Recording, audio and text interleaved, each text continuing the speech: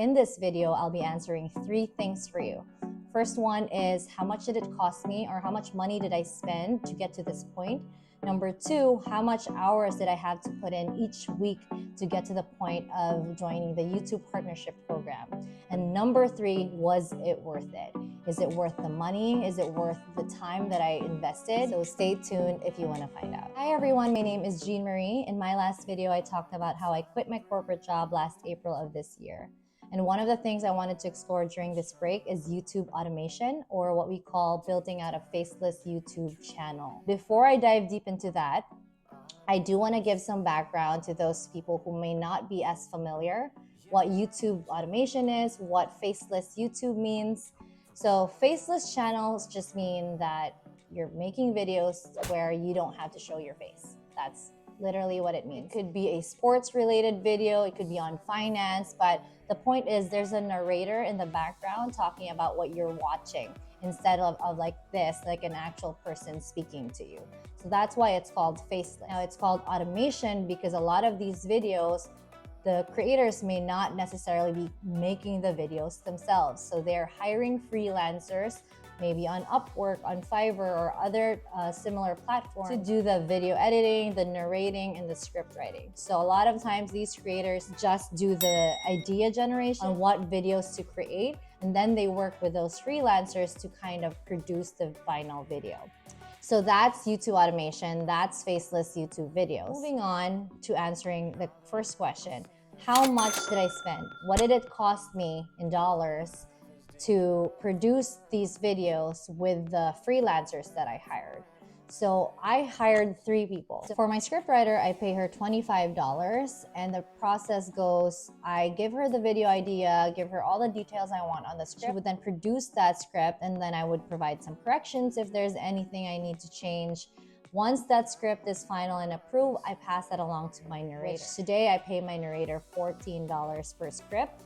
Once he reads off the script in a way that matches, what the content is about, I approve that and I pass it along to my video editor, who I also pay $25. The video editor then puts the video together, the necessary clips, photos, whatever the editing styles that is needed in order to get to the final produced video. And so these 3 people in total would be like $64 per video.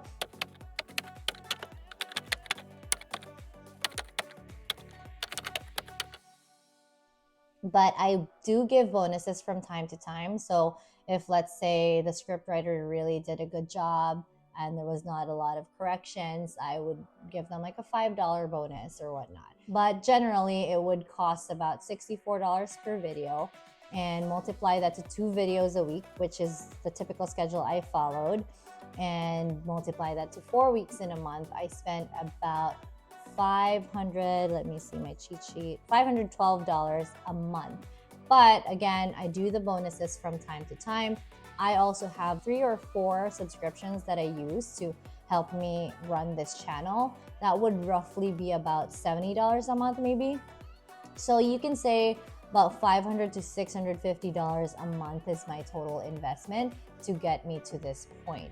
And that's monetary wise. Going to the next question, how much time did I spend in hours to produce these videos? So my answer would vary, right? In the beginning, I was definitely spending so much more hours than I am today, because today things are like, flowing better, and we have a system and we have a process that is in place. We are well oiled today. I didn't know anything. I have no experience. I've never done this before. I have no familiarity whatsoever with YouTube. Everything was on theory. And this was the time when I was like trying to apply everything I learned based on the research that I've done. So in the first few videos, it was definitely a learning curve for everyone. I was still getting to know what styles I wanted on these videos. In the same way, my video editor, my script writer, my narrator, we were all getting to know what process worked. And so once we kind of got to a point where we were getting familiar, we were getting in the rhythm of things, it was better. But hiccups, of course, will happen. And I did encounter some of those. One of them being my video editor had to take time off for like 2 weeks, he said. which is fine, understandable, right? Like, obviously, he needs to take his time off. And so I wanted to take that upon myself to learn how to edit within the 2 weeks that he was gone. Because I needed to learn how to edit just so that in case things like this happen, I could always edit the videos myself. The thing is, he came back saying he needed to take more time off, like 2 more weeks. And I was like, this is not gonna work because I could not have or squeeze in the time to edit videos for another 2 weeks. So I had to find someone new. And unfortunately, that's not gonna be instantaneous, right? I have to post a job, I have to interview people, I have to see samples of their work. And once I finally found someone, which she's a great video editor, by the way, but do have a learning curve again. She also needs to kind of get to know my style again and how we want videos to come out a certain way. And so finally, after a few weeks when that new video editor started, we were back in the rhythm again. But in the middle of that mayhem, my narrator also decided to ask for an increase. So from $10, he wanted to go up to $18 for his rate. And I felt like that was a little bit of a high jump coming from 10. I was very willing to work our way up to 18, and as long as we didn't just do it immediately. And so I wanted to give it a try to use AI tools. There's so many AI tools we can use for narration today.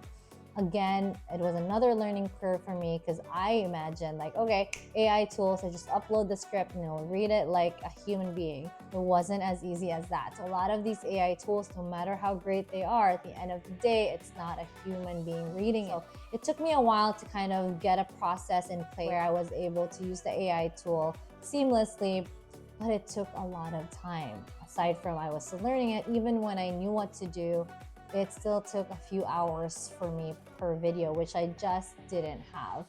And I guess I also just didn't want to do it. I went back to my narrator and I said, can you please work with me for $14 and we'll work our way up to 18 as soon as we're monetized. And so he was happy to do that. So he's back on the team. It was definitely like almost a full-time job and more in the first month anyhow. And then once we went through all of those hiccups and got past them, today I spend maybe 2-3 hours a week because right now I'm just focused on brainstorming ideas for the video and everyone does their job.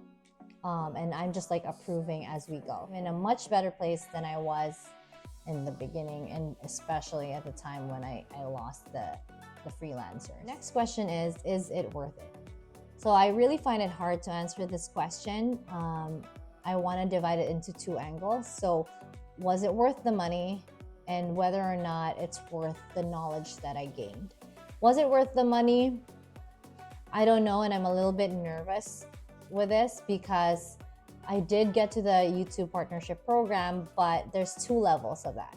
The first level is reaching 3,000 watch hours for the long form videos, shorts don't count, and 500 subscribers. So we're way past these 2 milestones. That's why we're in the YouTube partnership program. But this only allows you to make money in 2 ways. First is super thanks. That's like a little button at the bottom to give tips. Number 2 is a subscription for your followers where they get some access to a limited content, which is also not something I'm gonna do. So I'm not making money yet.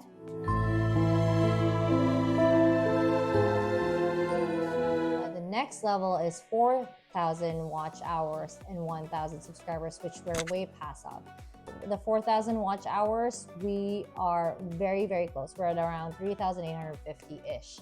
So we are gonna get to monetization through AdSense, make money from ads very soon. But based on my calculation and research for this particular channel's niche, by the way, I don't know if I mentioned, but I picked the celebrity niche channel. Why? Because I had to pick something that I can talk about and I'm at least interested in. It couldn't have been a sports channel or a finance channel where I didn't really know much about. In my calculation, I'm a little nervous based on the view count, even if we have really good performing videos, not all of them did, based on the CPM and the RPM for this particular niche. I don't know if I can get my money back quick. So that one I'm a little nervous about, but we'll see. I'll keep you guys posted as soon as we start making money from AdSense. The other side of things is, was it worth learning? all of those things. I really think so.